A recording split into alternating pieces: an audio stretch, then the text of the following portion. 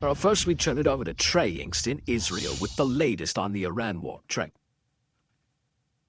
Todd Colley, good morning. Operation Epic Fury has now entered week 5, and the United States continues to hammer the Iranian regime. Overnight, President Trump took to Truth Social to say, quote, "Big day in Iran. Many long sought-after targets have been taken out and destroyed by our great military, the finest and most lethal in the world. God bless you all." The president's comments come after a series of U.S. and Israeli strikes over the weekend that targeted Iran's steel manufacturing sites and nuclear development facilities. Reports indicate the president is considering a limited ground operation inside of Iran, following the arrival of the USS Tripoli, manned with 3,500 troops, including 2,500 Marines, to the CENTCOM area of operation. The president was asked about the status of military plans yesterday, saying this: "We've had very good negotiations today with Iran, getting a lot of the things that they should have given us a long time ago. I'll see how it works out, but they're very good. Moving along very nicely." Are you considering still putting boots on the ground, and would you do that without blending on? I just have lots of alternatives. We have tremendous numbers of ships over there. We don't need them all because of, the power. We're ahead of schedule with Iran.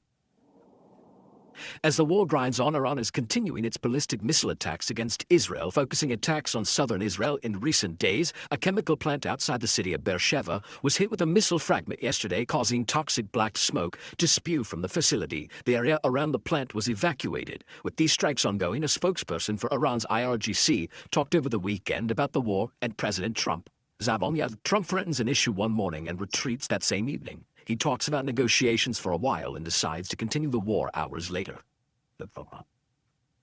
What the Iranians don't understand is that President Trump wants them to be confused about the military plans for the United States. We also have another development to report this hour. The Iran-backed Lebanese militant group Hezbollah launched rockets over the border a few minutes ago. A fragment from one of those rockets hit the oil refinery in the northern Israeli city of Haifa. Guys, all right, Trey Inkst live for us in Israel. Trey, thank you so much. Let's bring in retired Navy SEAL and host of the Everyday Warrior podcast, Mike Surley. Mike, thanks for joining us.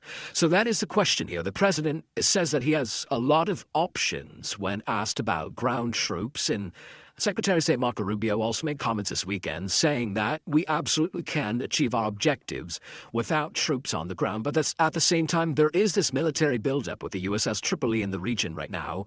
So where do you think things are going as we enter a new week here? Well, colleague, great to join you this morning. Trump is creating leverage through optionality. And when you send the Marines, that becomes real consequences for our adversaries. And he wants Tehran to know that. But this looming ground invasion, Iran wants us to think Fallujah 2.0. I guarantee you the Pentagon is thinking limited combat operations, which is controlled violence with a map while keeping an eye on the clock. We will not get bogged down in another Iraq-style, sort of mission.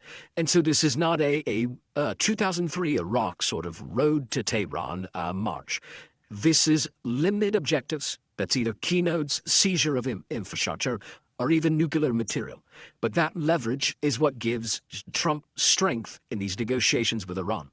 Iranian officials have made comments saying the U.S. is unaware that our men are waiting for American soldiers to enter on the ground so they can set them ablaze and punish their regional partners forever. What should we know about Iran's military if troops do go enter on the ground?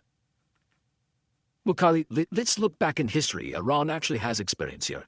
They were providing, Iranian special forces known as Quds forces to support the Saudi or the Matar militia in Sadr City in 2008, and they were very violent.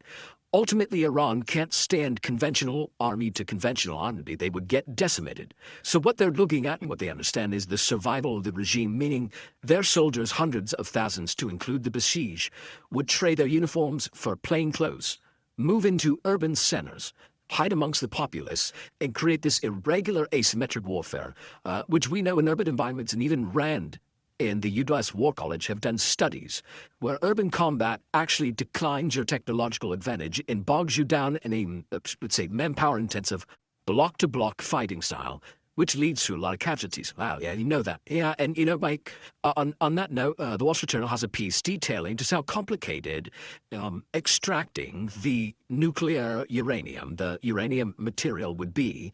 And the bottom line that they have come to is that it would take days to weeks to extract. So the chances of that happening, in your opinion, are what? I would say they're still high. I mean, a large part of the objectives of this campaign was to remove their ability to enrich uranium, also to even hold uranium. So, think of a Marine or 82nd Airborne style special operations limited raid to go in and seize that material. Now, can we hold it for days and weeks? Yes, given our war power and our strength. We can do that. There's a lot of risk. That sounds remarkable. And then finally, really quickly too, because the other big news is that the president says that Iran has agreed to allow 20 more ships of oil through the Strait of Hormuz. Do you think that is a sign that they could be willing to negotiate, or could that be self-serving? No, it's about the regime in their survival. I think what we're seeing is a power struggle within the remaining leaders in Iran. People are trying to consolidate power. So right now, a lot of the conversations are going through the parliament, Speaker Golubov, and he's consolidating power. So they are going to give a little, knowing the consequences that we are surging troops, the Marines and the 82nd Airborne forward. They are trying to find the right negotiation standpoints to maintain the survivability of this regime moving forward. That's all they care about. Yeah. And, as Trey was reporting, Hezbollah once again striking Israel, and yesterday the Houthis also entered the situation with 2 missile strikes launched against Israel as well. Mike, thank you so much for joining us. We appreciate your time and your expertise as always. Hey, Scully. I'm Steve Ducey. I'm Brian Kilmeade, and I'm Ainsley Earhart. And click here to subscribe to the Fox News YouTube page to catch our hottest interviews and most compelling analysis.